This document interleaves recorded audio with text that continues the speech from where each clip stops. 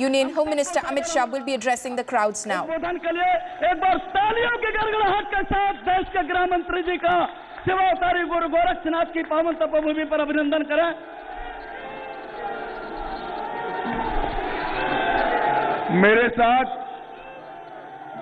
मेरे साथ बोलिए, भारत माता की।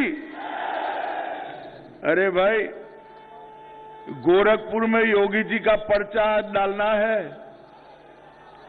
यहां से सहारनपुर तक आवाज जानी चाहिए कि भाजपा 300 पार कर रही है। मेरे साथ दोनों हाथ उठाइए, दोनों हाथ। 300 पार के संकल्प की मुट्ठी भींचिए और प्रचंड आवाज से बोलिए, भारत माता की, भारत माता की, भारत माता की। मंच पर उपस्थित उत्तर प्रदेश के लोकप्रिय मुख्यमंत्री और गोरखपीठ के पीठाधीश श्रीमान योगी आदित्यनाथ जी, मेरे साथ योगी जी के नामांकन में दिल्ली से आए देश के शिक्षा मंत्री और चुनाव प्रभारी उत्तर प्रदेश के भाई धर्मेंद्र प्रधान जी, जिन्होंने उत्तर प्रदेश के संगठन को स्फूर्तिला बनाया है, पेज प्रमुख तक पहुंचाया है, ऐसे हमारे प्रदेश अध्यक्ष भाई स्वतंत्र देव सिंह जी, आज हमारे सहयोगी दल के दोनों अध्यक्ष, निषाद पार्टी से डॉक्टर संजय निषाद जी, अपना दल से भाई आशीष पटेल जी,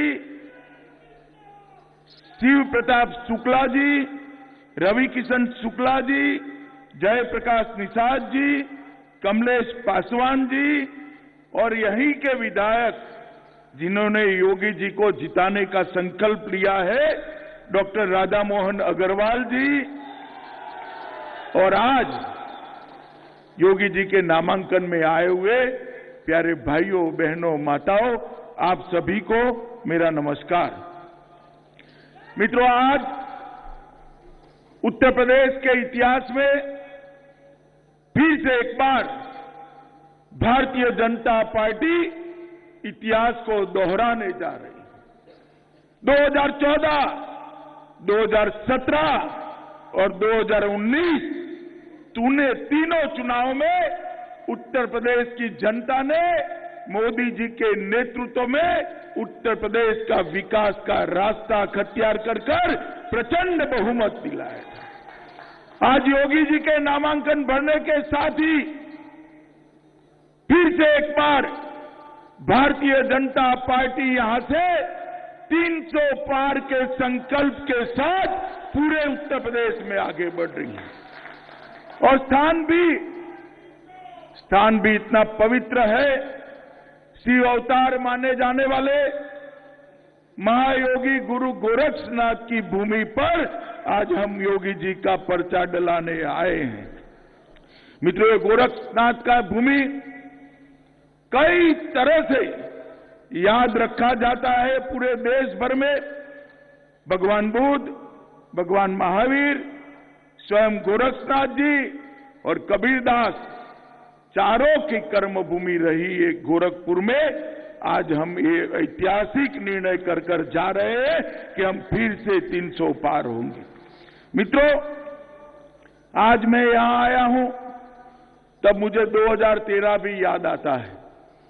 2013 में मुझे जब भाजपा का प्रभारी बनाया गया, तब देश भर के और विशेषकर दिल्ली के पत्रकार कहते थे, आपको किस जगह पे भेज रहे हैं जहां भाजपा शायद इस चुनाव में डबल डिजिट में भी नहीं पहुंच पाएगी।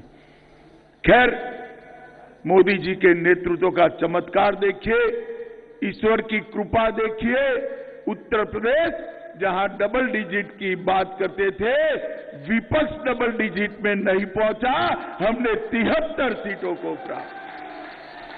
विधानसभा चुनाव में भी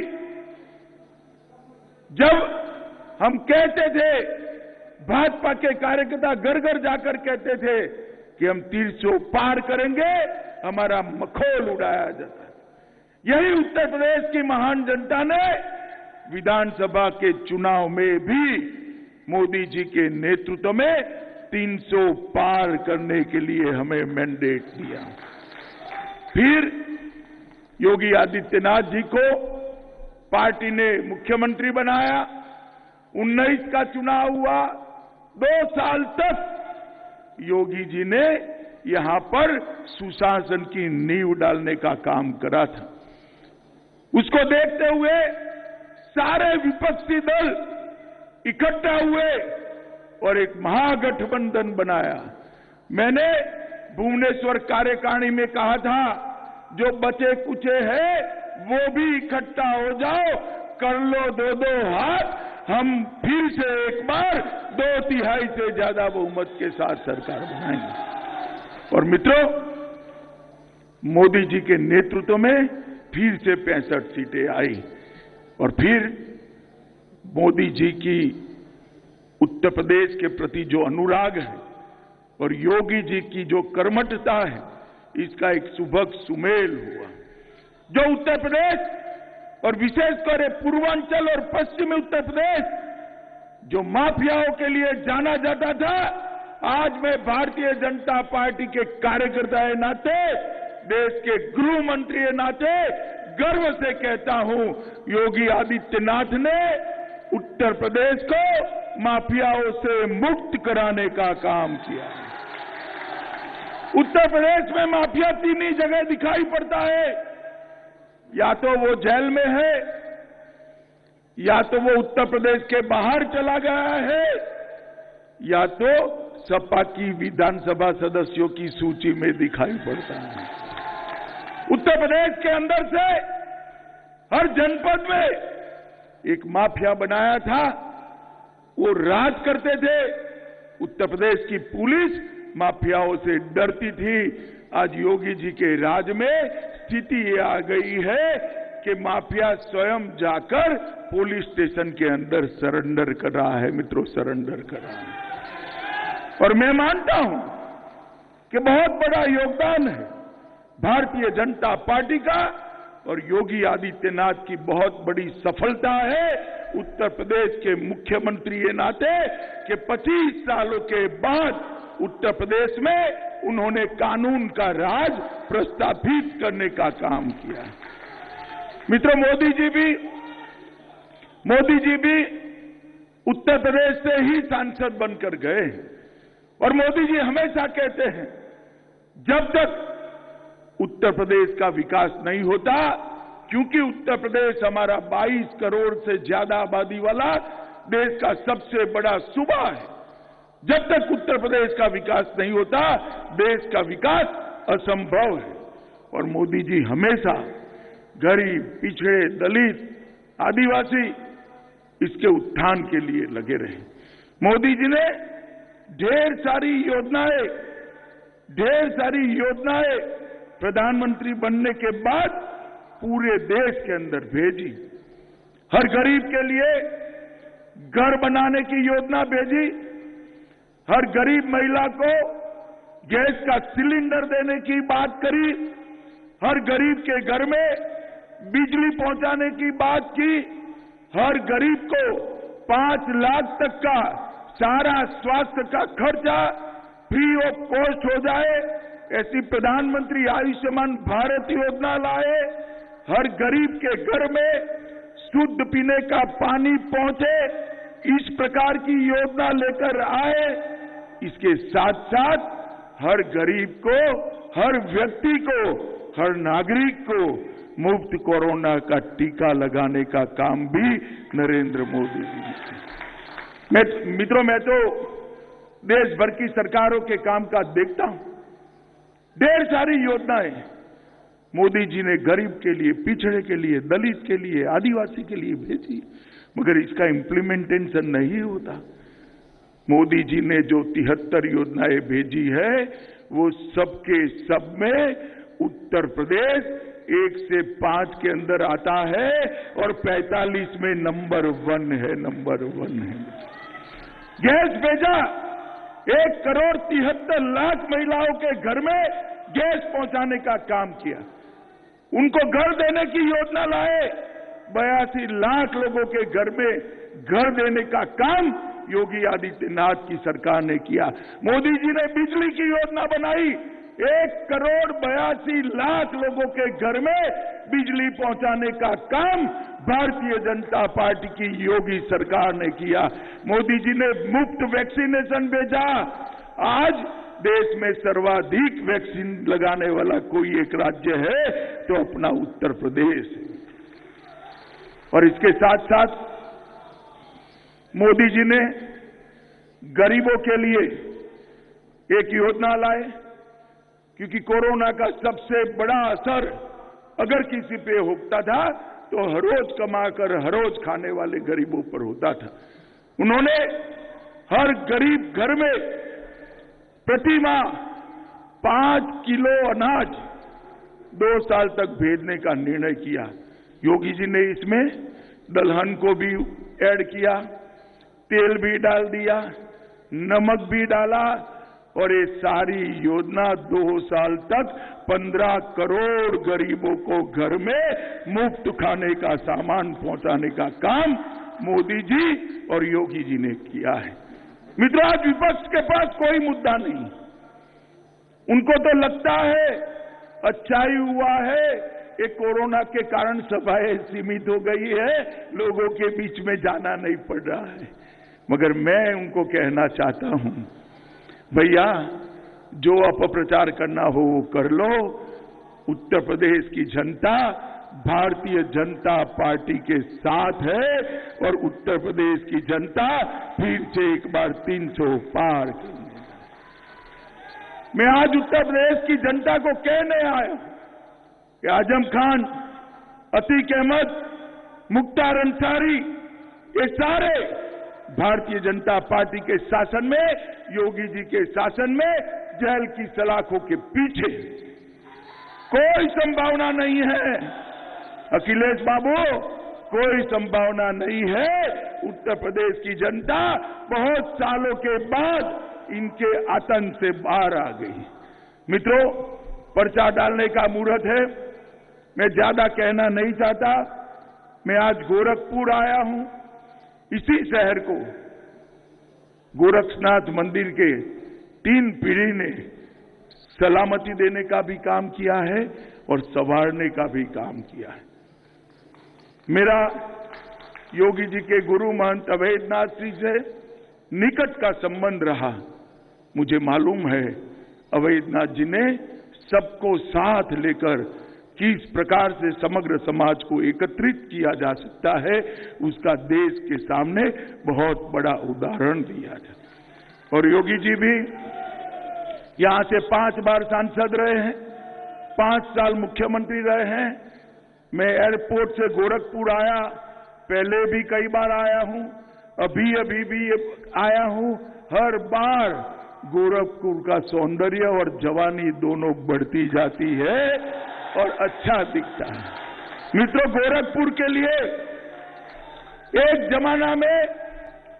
जमाना में यूपी बिहार के माफियाओं के छुपने की स्थान माना जाता था। आज गोरखपुर के स्पेलिंग को सुबह ही मुझे एक पत्रकार ने व्हाट्सएप किया कि अमित भाई वहां बता दे जा। मैं को बता दूंगा, भैया व्हाट्सएप करो। उसने बहुत सुंदर व्हाट्सएप किया है। जी से गंगा एक्सप्रेस, बोलिए जी से। ओ से ऑर्गेनिक कृषि, बोलिए ओ से।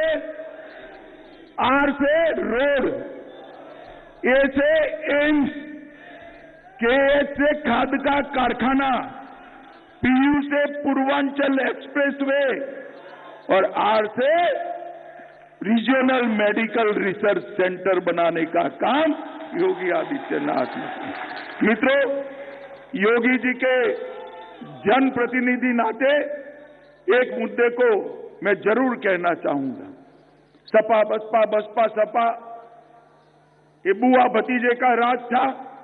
गोरख क्षेत्र के अंदर जापानी बुखार से कई बच्चे, सैकड़ों बच्चे मौत के शरण हो जाते थे। योगी जी सांसद से तब से मुद्दा उठाया था। 2014 के चुनाव में मैंने यहां प्रेस कॉन्फ्रेंस करा मंदिर के प्रांगण में, वहां पर भी सवाल आया, योगी जी ने उसका सटीक जवाब दिया था। जब योगी जी को पार्टी ने मुख्यमंत्री बनाया, आज 90% केस कम हो गए हैं, पूरे गोरख क्षेत्र को सुरक्षित किया है। मित्रों, आज मैं लंबी बात नहीं करना चाहता।